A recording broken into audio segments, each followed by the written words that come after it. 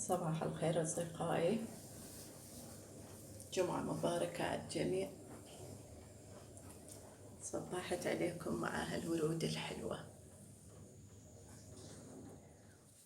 أصدقائي شلونكم؟ إذا أقللكم هاي العجينة صار لها 10 أيام بالثلاجة. هسه عصر راح أطلع أخذ وياي الصينية للجماعة رايحة لهم، فطلعت شوية من التمر، جهزت أسرع شي هو التمر. إيش راح أسوي؟ هيك أقصها كميات معقولة ويا بعض، يعني تكون كمية كلها بقد بعض، وراح أفتحها. صار له 10 أيام بالثلاجة. تصدقون لو ما تصدقون؟ بعد كيفكم تصدقون ما تصدقون، ما أكذب عليكم، هاي قدامكم. وإذا خربت الشغلة ولقيت طعمها متغيرة هم أكيد راح أقول لكم لا تجربون وما يفيد. إن شاء الله يطلع زينة. فبهالطريقة ما يطلع. بسم الله. صراحة انطرت بالعمارة هاي هيجي راح يطلع، ونصفتها ونسوي بعد واحدة.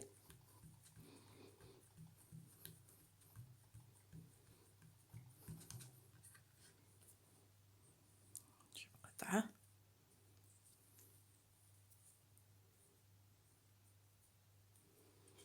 نجيب من هذا الشكل. طبعا ايش راح تسوي؟ ادهنها واخلي ادهنها بشنو؟ بالبيض.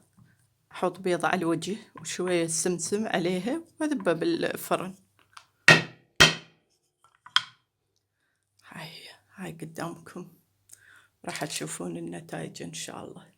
شكرا. رجعت وياكم ويا المعجنات مالتنا اللي قبل اسبوعين لو 10 ايام. والله انتو تعرفون بعد اني نشرتها بيومها من سويت عجينة ويا صديقتي، نشرناها وقلنا نحافظ عليها ونخليها بالثلاجة، من نريدها نطلعها. فاليوم طلعت من عندها جزء حشيته بس بالتمر، وقدامكم هي هاي. خلينا نذوقها ونشوف شلونها. بسم الله.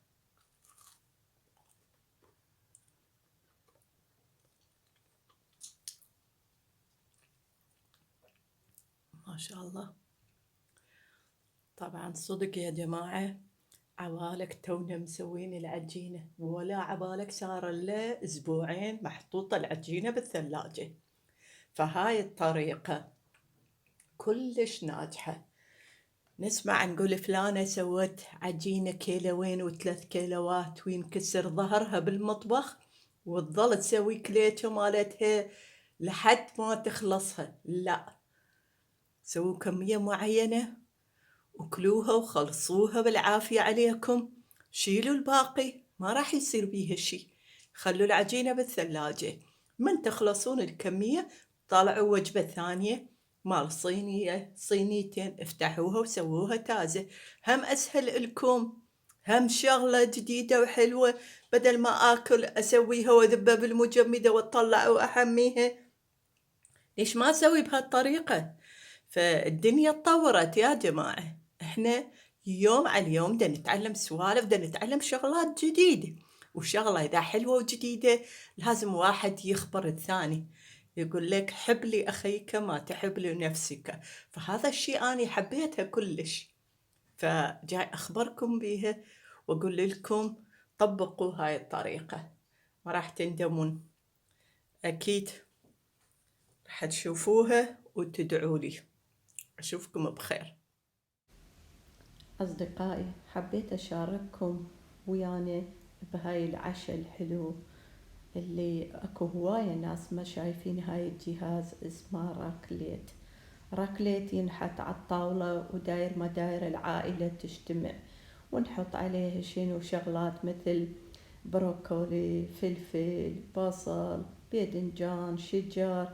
هاي كلها نقصقصها ونخليها فوق هذا الجهاز اللي هو مثل الجريل، وجهته هو مقسوم الجهتين، والجهة الثانية يكون عليها اللحم، مثل احنا سوينا بيها كباب ودجاج وسمك صغار، ظلينا نتقلب بيها ونسولف ونتقلب، وكل واحد يتعشى براحته قد ما يريد، يذبه يخليه على الجهاز ويجيبه قدامه بصلش حلوة وجديدة. حبيت أشارككم ويا هاي الشغلة الحلوة.